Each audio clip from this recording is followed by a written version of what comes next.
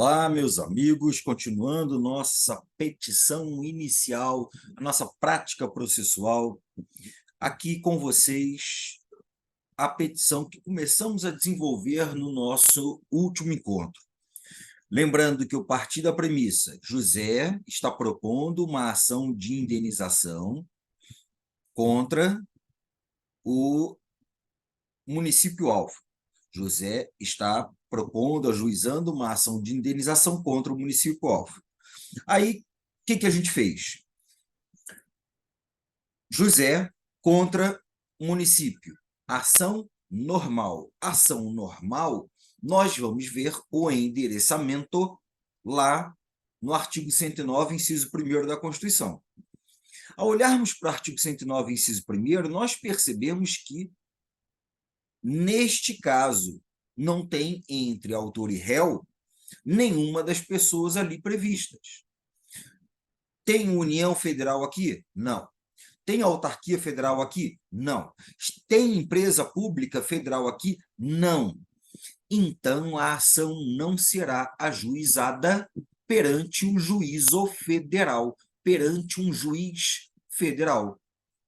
Residualmente, esta ação será ajuizada perante um juiz estadual, que é o nosso conhecido juiz de direito. Juiz de direito que fica em uma vara cível ou vara fazendária, juiz de direito que fica lotado em uma comarca, que é o nome do município, juiz de direito que está lotado em uma comarca que fica dentro de um estado, que é o estado que a questão não deu, estado 3 pontinhos. Então ficou, excelentíssimo senhor doutor juiz de direito da 3 pontinhos, vara cível ou vara da fazenda pública, da comarca do município Alfa, do estado 3 pontinhos. Nosso endereçamento feito. Pulamos 3 linhas, aí partimos para o preâmbulo. Autor, sua qualificação, nome da ação, réu, sua qualificação e o fundamento legal. Ficou lá. José, nacionalidade, 3 pontinhos, profissão, 3 pontinhos, estado civil, 3 pontinhos, CPF, 3 pontinhos, identidade, 3 pontinhos, residente domiciliado na rua, 3 pontinhos, endereço eletrônico, 3 pontinhos, por seu advogado, com procuração. Procuração anexa e domicílio profissional na rua, 3 pontinhos, endereço eletrônico, 3 pontinhos. Vem perante Vossa Excelência propor, eu pulei uma linha para dar destaque para o nome da peça e depois pulo outra linha para dar continuidade no réu e sua qualificação. Qual a importância de pular esta linha aqui e dar o destaque do nome da peça? O corretor que vai analisar sua prova, ele terá 2 telas na frente dele. Uma tela com a sua prova escaneada, uma tela com o padrão de respostas. Este corretor vai corrigir diversas provas por dia. Este corretor vai estar cansado. Então, quanto mais você viabilizar a ele uma leitura fácil, legível, clara, limpa, melhor para a identificação do que você escreveu e, naturalmente, a pontuação devida. Ah, professor, posso escrever de forma continuada, como se fosse uma redação?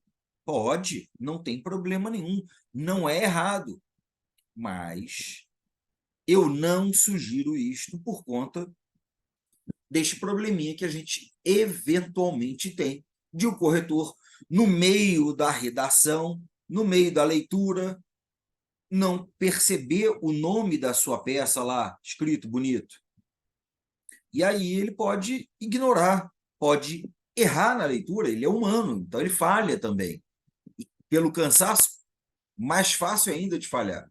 Então, por favor, não dê espaço para o azar.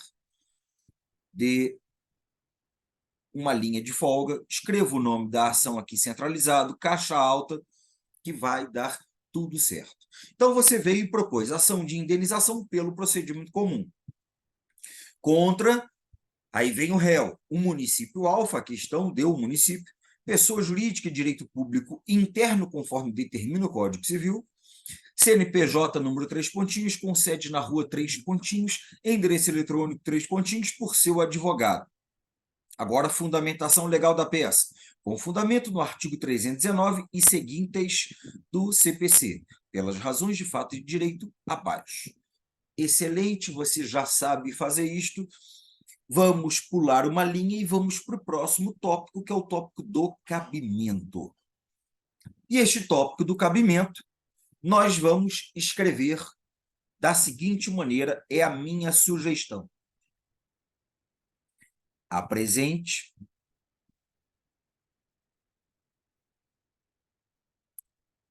ação de indenização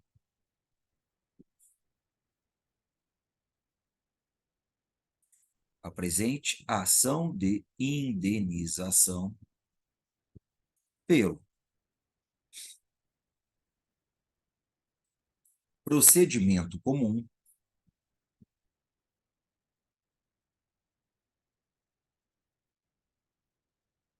é cabível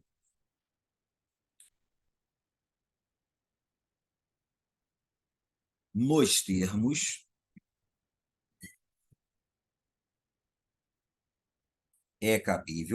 termos do artigo 319 e seguintes do CPC.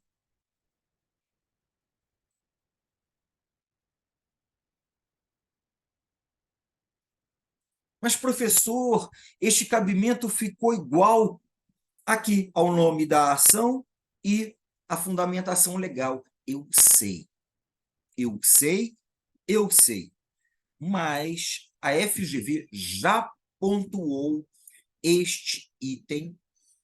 É óbvio que este item ele vai ter muito mais pertinência para as ações constitucionais e para os recursos.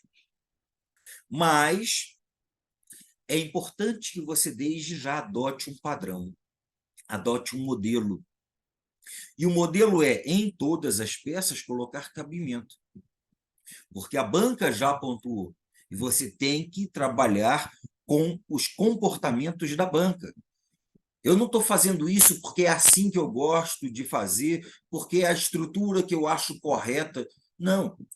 Eu fiz um molde de petição, eu fiz uma estrutura com base em comportamentos da banca, juntando, obviamente, com expressões, palavras, ordenamento que fazem sentido para mim, mas sempre tomando por base o que a banca já pontuou.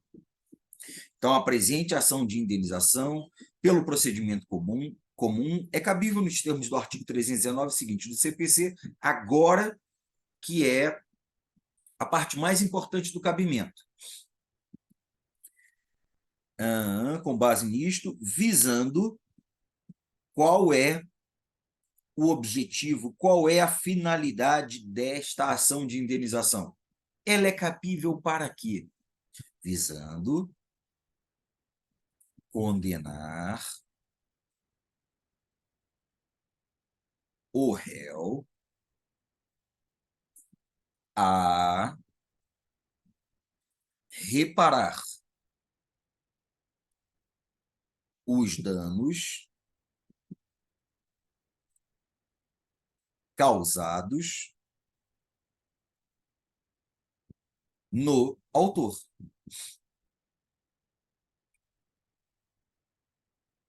Isto, quando você diz que a finalidade desta ação, que o cabimento dela é para isto, você está mostrando para o magistrado, obviamente, é na nossa prova, você está mostrando para o nosso corretor que você está utilizando uma peça, um pedido, um pleito indenizatório para a reparação de danos. Simples assim. Você disse que uma coisa é para buscar o que corresponde a esta coisa.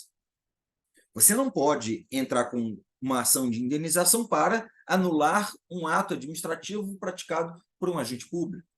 Aí não seria ação de indenização. Então, você simplesmente mostra a pertinência temática desta ação. A ideia do cabimento é isto. Só que, por excesso de zelo, também em razão de uma cobrança que a nossa banca já fez há algum tempo, eu sempre sugiro que você coloque a tempestividade aqui dentro do cabimento. Ah, professor, eu posso abrir um outro tópico para tempestividade? Pode. Eu vou colocar aqui dentro do cabimento. Então, esta peça ou esta petição, esta petição, ou peça, como você preferir, é tempestiva,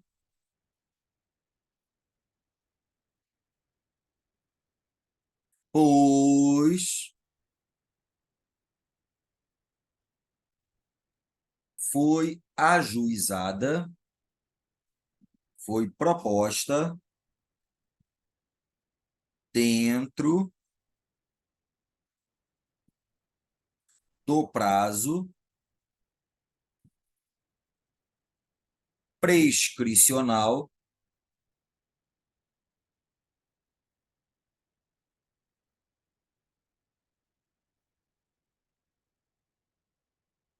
de 5 anos. Nossa, professor, como é que eu vou saber que o prazo prescricional é de 5 anos? Ora, você estava se preparando para fazer uma prova da OAB, uma prova de segunda fase da OAB. É óbvio que você, a esta altura do campeonato, vendo esta aulinha aqui que a gente está preparando, você provavelmente já viu a aula com o seu professor, está em sede de revisão. Se você ainda não viu a aula com o seu professor, ou você não está fazendo curso algum e está seguindo aqui o nosso roteiro, vamos guardar sempre que as ações indenizatórias contra a fazenda pública, contra as pessoas jurídicas de direito público e, inclusive, contra as pessoas jurídicas prestadoras de serviços públicos, essas ações são propostas no prazo de 5 anos. É um prazo prescricional, conforme já decidido pelo STJ. Mas, ora, decidido pelo STJ, porque não tem lei tratando disso? Tem norma tratando disso. Eu vou colocar aqui para vocês. É porque nós temos que saber que o Código Civil, no artigo 206, ele vai dispor para nós, salvo melhor juízo, no inciso 5º, que as ações de reparação de danos prescrevem em 5 anos. Perdão, prescrevem em 3 anos. Mas o Código Civil ele vai servir como uma regra geral. Ações de reparação de danos para toda e qualquer pessoa em face de toda e qualquer pessoa, menos para casos tratando da fazenda pública, casos tratando do Estado.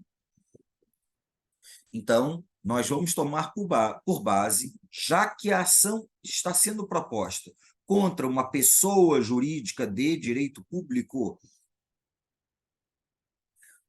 é a fazenda pública. Então, o prazo prescricional será de 5 anos. E qual é o fundamento legal disto? Aí a gente termina e coloca o artigo. Nos termos do artigo 1º do decreto, muito importante, 20.910, de 32, muito importante, e do artigo 1º C da Lei 9494 de 97.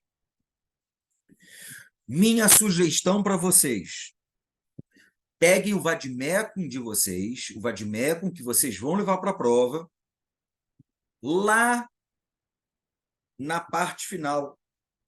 Tem índice temático, índice alfabético remissivo. Procurem na parte final do vade-mecum de vocês, vade-mecum, pensando aqui na nossa segunda fase, direito administrativo, não é? Imagine que você esteja pensando nela. Você vai no vade-mecum de vocês e vai procurar a expressão prescrição. Procure lá. Provavelmente o seu vade-mecum vai ter prescrição. Vamos lá, você tem todo o tempo do mundo em 10 segundos para procurar prescrição. Encontrou?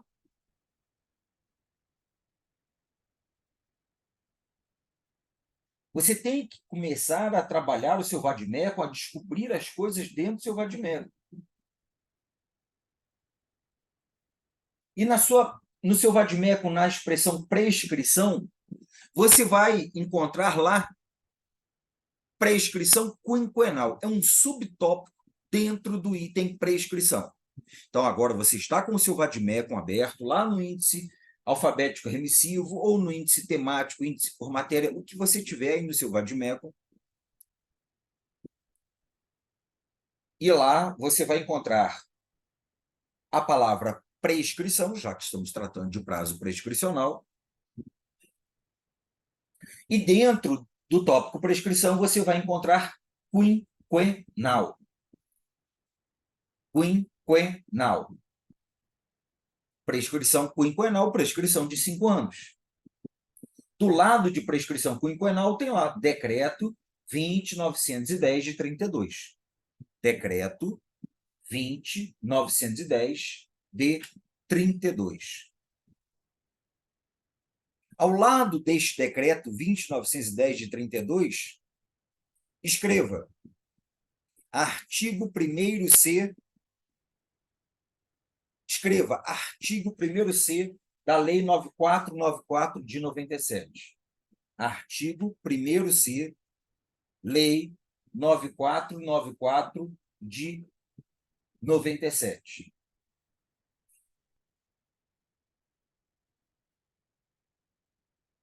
Sempre que você precisar do prazo prescricional contra a Fazenda Pública, você vai procurar no índice remissivo, né? Você vai lembrar desses 5 anos, que é o prazo geral para manifestações da Fazenda Pública. Mas você vai no seu índice remissivo temático e vai procurar prescrição, aí vai ver lá, prescrição quinquenal. Aí estarão as duas normas lá. Estas duas normas estão no seu vade-mecum. O seu vade-mecum, como regra, ele vai ter a ordem crescente dos anos, a ordem temporal. Então, provavelmente, o decreto 20.910 de 32 é a primeira norma do seu VAD. É a primeira norma, se não for a primeira, é a segunda. No meu VAD, o decreto 20.910 de 32 é a primeira norma. Aí você confere lá, 5 anos. Depois vá ao seu artigo 1º-C da Lei 9494 de 97, vai ver lá que a prescrição é de 5 anos. Mas, professor, por que colocar os dois artigos? Excesso de zelo. Se eles pontuarem, a gente não sabe qual que vão pontuar. E a nossa banca já fez isto, de pontuar uma coisa que falava uma regra e não pontuou outro dispositivo que falava a mesma regra. E aí tivemos que entrar com recurso para dizer que o dispositivo que o examinando colocou trata do mesmo assunto. E aí a banca acabou cedendo. Então, para que a gente não perca tempo e nem susto, entrando com recurso para ganhar um ponto óbvio, a gente já peca pelo excesso e coloca as duas normas que tratam do dispositivo. Marcação no seu vade-mecum feita é muito Muito, muito importante a marcação no seu vademecum. Beleza, estou com o meu item do cabimento aqui. Repare que este item do cabimento, ele vai ser importante porque, por exemplo, numa outra ação popular, a presente ação popular é cabível nos termos do artigo 5º, inciso 73 da Constituição e da Lei 4717 de 65, visando anular ato lesivo ao patrimônio público, ato lesivo à moralidade, o que for no caso. Ponto. Esta petição é tempestiva, pois foi ajuizada dentro do prazo prescricional de 5 anos. Nos termos do artigo, aí vai ter um artigo lá dentro da lei da ação popular, artigo 19, artigo 20, por ali, nos termos do artigo tal. Por acaso, o prazo é o mesmo. Então, a depender da ação, você vai manter a mesma estrutura, mudando simplesmente as referências legislativas e as finalidades da ação. Este item do cabimento é muito importante.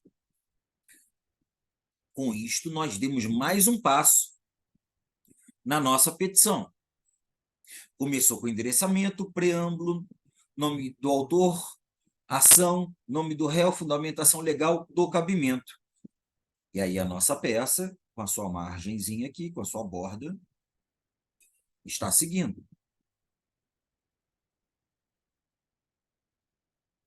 Depois do item do cabimento, a gente pula uma linha e item dos fatos.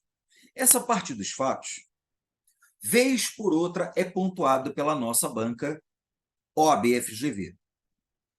Esta parte dos fatos é uma parte que eu costumo dizer que é ponto dado de graça, porque quando ela é pontuada, o que você vai precisar fazer aqui dentro para ganhar o ponto? Normalmente aqui você vai levar 3, 4 linhas, normalmente. O que você vai escrever aqui? Aqui você vai fazer um breve resumo do enunciado. Um breve resumo do enunciado da questão prático-profissional. Um breve resumo. José, ao trafegar pela avenida em sua cidade, por uma avenida em sua cidade, teve o carro abalroado por um veículo de um órgão público municipal, de um veículo da prefeitura do município. José sofreu danos materiais por conta ou em razão de o seu veículo estar amassado e danos morais porque, sei lá, teve um abalo psicológico. José teve que teve que ir ao hospital, sofreu um procedimento cirúrgico, teve despesas médicas,